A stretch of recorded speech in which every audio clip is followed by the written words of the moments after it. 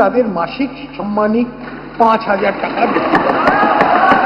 Paschimbanga budget 2026-এ সরকারি কর্মীদের 38% DA বৃদ্ধির ঘোষণার পর এবার আরও এক বড় সুখবর দিল রাজ্য সরকার।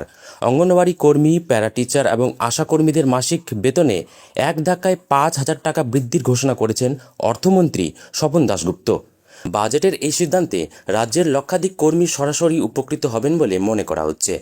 সোমবার বিধানসভায় বাজেট পেশ করতে গিয়ে তিনি জানান, civic volunteer, green police, NVF কর্মী, প্রাণীবন্ধু ও প্রাণী মিত্রদের মাসিক পারিশ্রমিক 2,000 টাকা করে বৃদ্ধি করা হচ্ছে।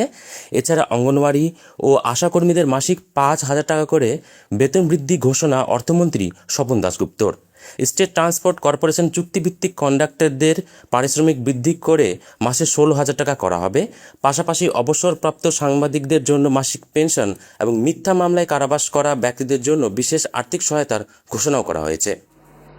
অঙ্গনওয়াড়ি কর্মীদের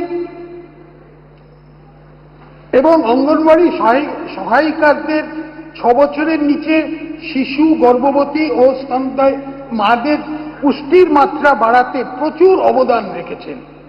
আশা কর্মীরা প্রাথমিক স্তরে স্বাস্থ্য পরিষেবাকে মানুষের দরজায় পৌঁছে দিতে সাহায্য করেছেন। এই সকল কর্মচারীদের গুরুত্বপূর্ণ পরিষেবাকে স্বীকৃতি দিতে আমি তাদের মাসিক সম্মানিক 5,000 টাকা দেব।